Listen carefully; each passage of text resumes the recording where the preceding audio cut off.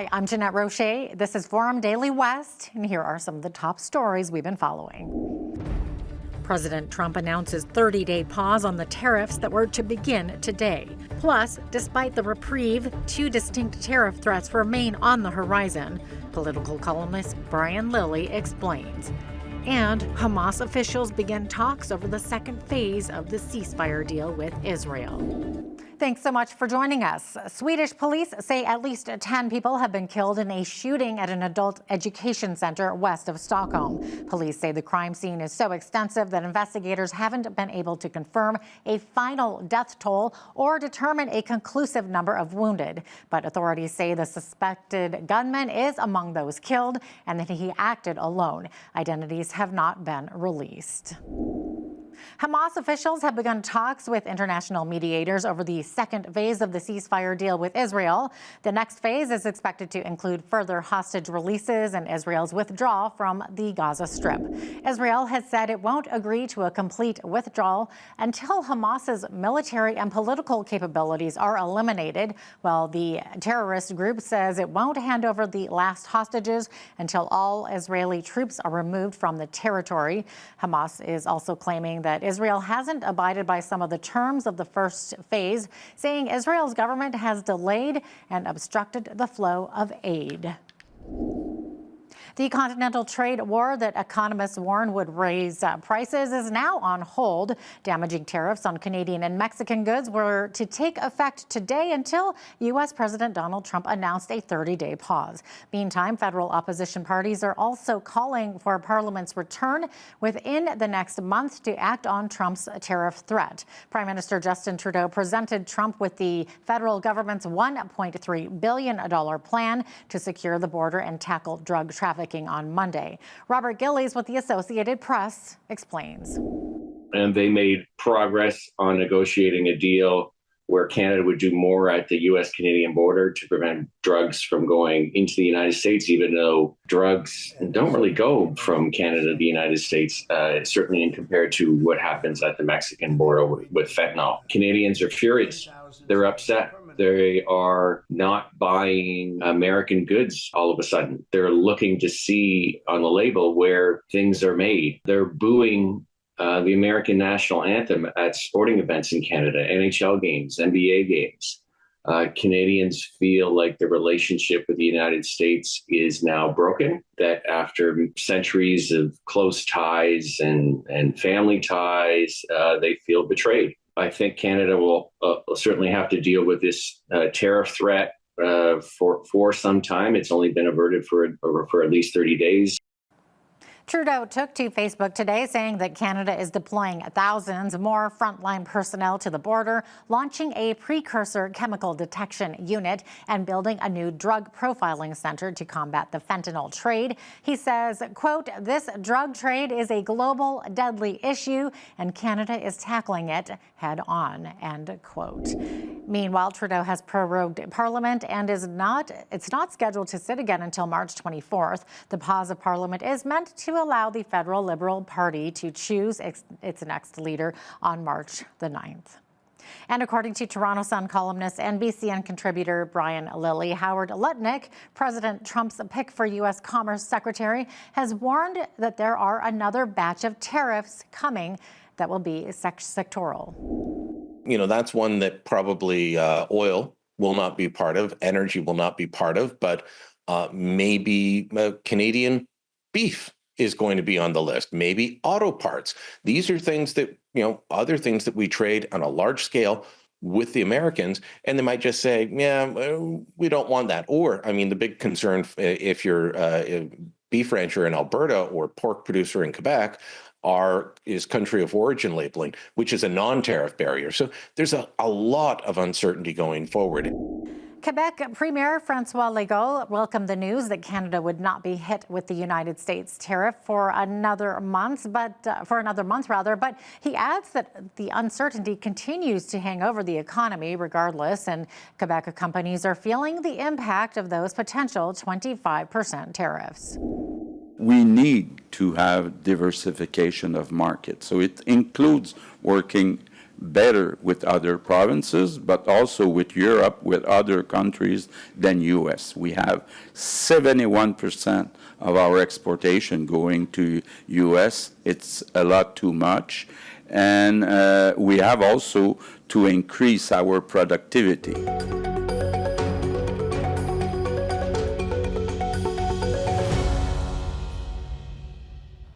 On Tuesday, Alberta Minister Jason Nixon announced the government will initiate a new program in order to empower Albertans with disabilities to be able to seek employment opportunities. The Alberta Disability Assistance Program, or ADAP, will fully launch in 2026 and will allow people with programs such as AISH to individually qualify for work while still receiving their monthly AISH payments alongside.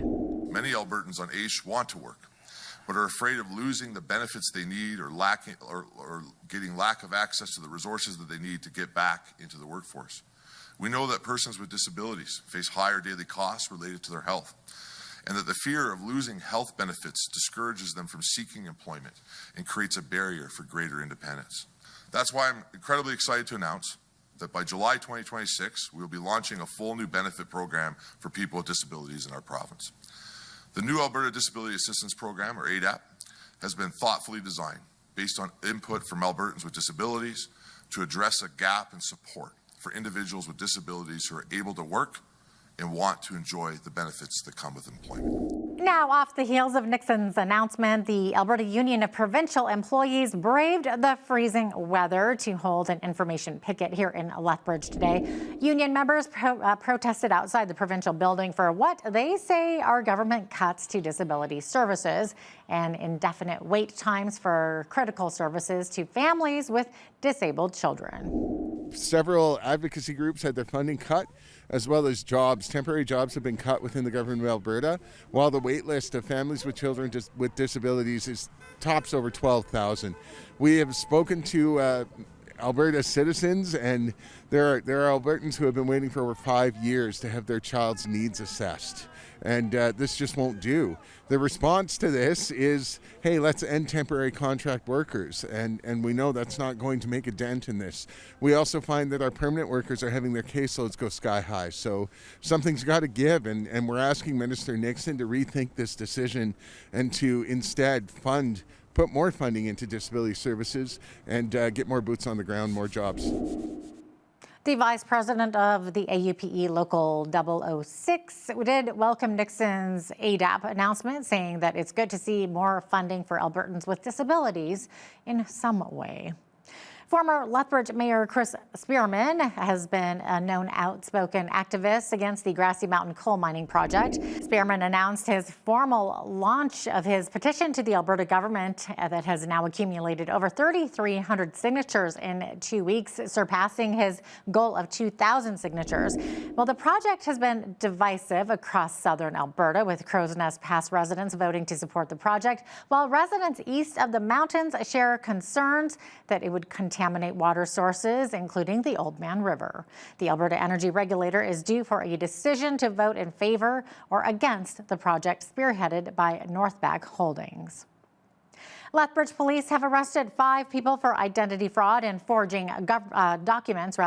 Authorities initiated an investigation in the fall of 2023 and seized hundreds of forged documents and equipment for manufacturing IDs at a North Side home.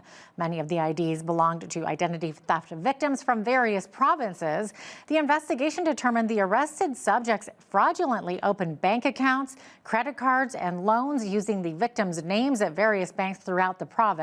Some of the suspects also obtained high-end vehicles like Land Rovers and Mercedes-Benzes with falsified VINs. During the investigation, additional crimes in other jurisdictions were also identified, including defrauding victims in Ontario as part of a Grand Apparent scam. Here are the names of the subjects, ranging in ages from 18 to 27.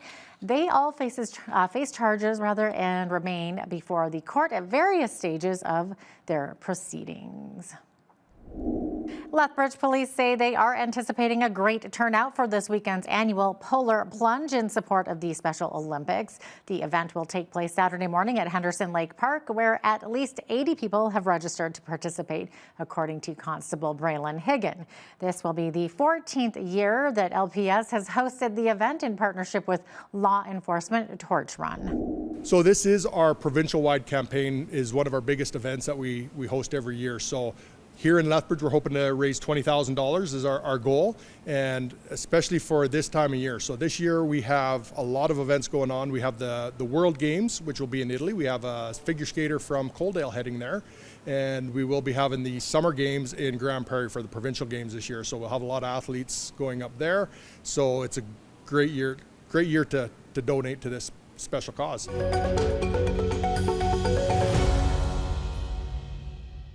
Every February, Black History Month invites us to reflect on and celebrate the vital contributions of the Black community throughout history. Lethbridge Polytechnic kicked off Black History Month to recognize their achievements, resilience, and continue to promote equality and respect. Markham Johnson, Services Specialist at Lethbridge Polytechnic, explains what Black History Month represents for his community. Many years ago, I thought Black History Month it wasn't a waste of time, but just not important enough that we should have a month for it. But as I got older, I've realized in terms of culture and people and what we need to share with each other. And so the Polytechnic helps with that.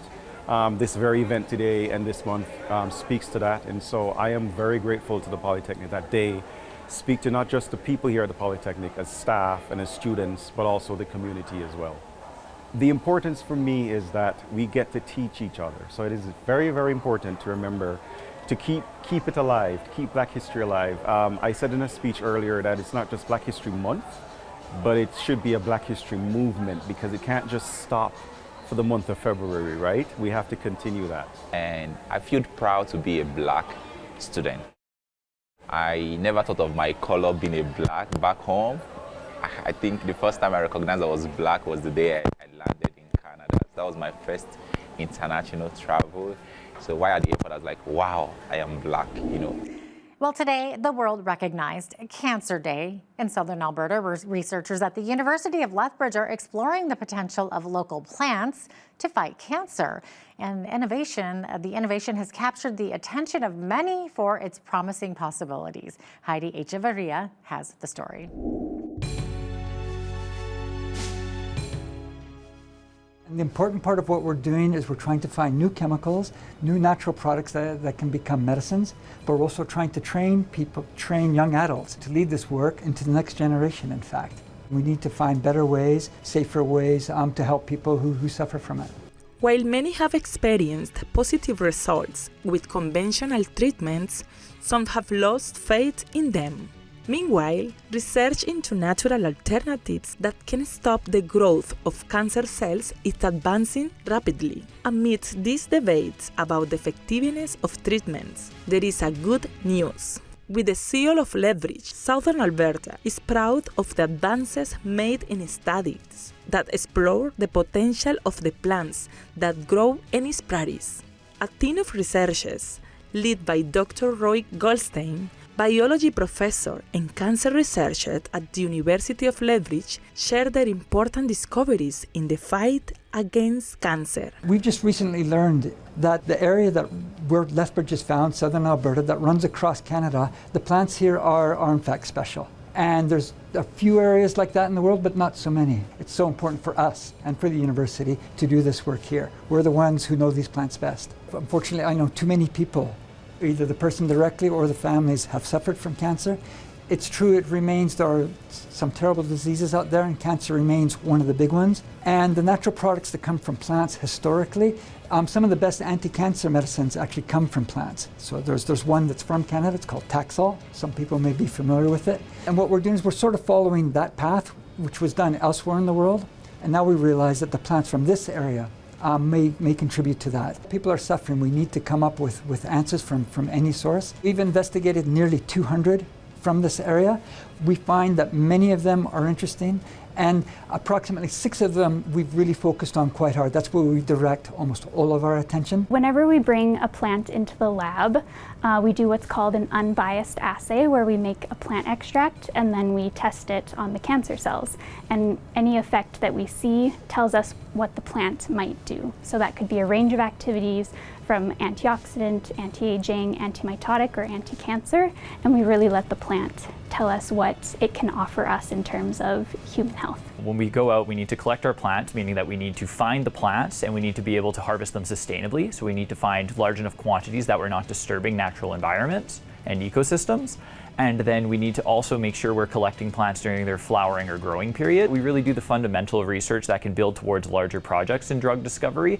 So by investigating these understudied plant species, we can discover new compounds or perhaps new targets in human cancer cells. The fundamentals into looking for the wellness and health and cancer wellness medicine. We're able to further develop good medicines. The World Cancer Day is really important because one day a year, even though everyone's busy, we focus, we say, okay, where are we now and where would we like to go? That is your Forum Daily West report. I'm Jeanette Roche. Thanks so much for watching.